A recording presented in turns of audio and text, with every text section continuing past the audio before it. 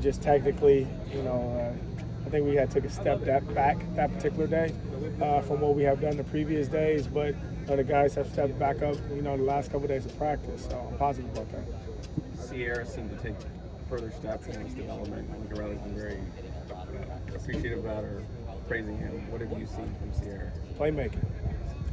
Especially, we need that, with a guy like Mekhi Blackman leaving, and we need somebody who's going to make plays on the ball. He's came out here and done that. So, just that alone, just him being a lot more confident, him being a lot more aggressive. And now it looks like he's having fun. He understands what to do, and that's a big thing. Still right now, this is only, he hasn't even done 2 complete years of college yet because he wasn't a mid-year. So, it's a lot of room still to grow, but he's starting to catch up right now. You guys brought in Roland Wallace here in Arizona. What did you see from him last year, and what have you seen from him this year? Just alone, you look at him in his uniform, he stands out, right? Like middle linebacker playing corner, and he does some things. He's been able to go to another school and play on an island. At the same time, being that big and that strong, it's hard for people to even block him on the edge. So he provides another guy as far as run support, and he's played a lot of football games. I think he's a 4-year starter at Arizona. So leadership, smart. You can see how much detail he puts even in taking notes in meetings. It sucks that he was hobbled a little bit during spring ball, but he's a guy that's going to battle back from all of that. Coach, looking back at spring camps, what are you proud of your squad for accomplishing, and what do you still want to work on? Playmaking. I'm really happy with playmaking. I think from just the interceptions and the plays we made on the ball from last spring to this spring, it almost like tripled. So, just guys making plays on the ball as a whole, and, it's a lot of new things that we put in, and those guys have adapted to what we're asking out of them. So, and the competition's a lot bigger, a lot more now. We've got a lot of guys who, like I say, played football last year, and then you get a transfer like Ciro.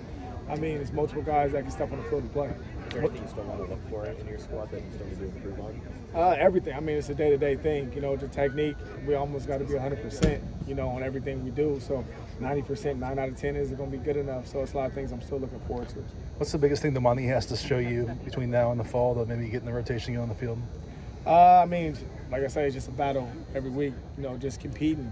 He's a guy who didn't get all the same stuff as everyone else as far as the January, February working out because he was still pretty much coming back from rehabbing his knee. So, the biggest thing I'm happy about, he's been able to go to do every practice. For him, just being on the field is a plus because it's a guy that really didn't get a chance to do much football. You get a COVID year and then you get injured and different things like that. So just out here playing. He's a guy that needs to see football, needs to do football, and he's been able to do that. Lincoln's talked about how the defensive backs have really benefited from a second year and Benny Wiley's strength program. How have you seen increased strength gains leading to more confidence for the DBs? A lot. You take somebody like Jacoby. Last year, Jacoby played around 191, 192. Right now, he's 210. So it's like that across the board. Like Damani last year, I think he was 180. He's 190, 4 or 5. So and you just go down the list. Those guys are confident, as far as their ability, their body. But you see people that add weight on, you all of a sudden lose a little bit of speed. You don't see that in any of them, especially the twitch, the confidence, and most importantly, just our group as a whole, you see a family environment. So just them being comfortable with each other, so that's a plus. What's Josh Jackson's status? Is he still on the team? Don't know right now. You were recruiting, obviously, USC before the new staff came here. I'm just curious, from your perspective, how has recruiting to this program evolved over the past year with the new staff?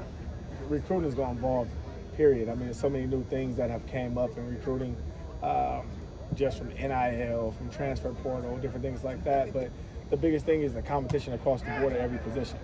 And even, this competition amongst the coaches when it comes to recruiting and everything like that. But the biggest thing is not just recruiting guys who are good players, but recruiting guys that are, good people.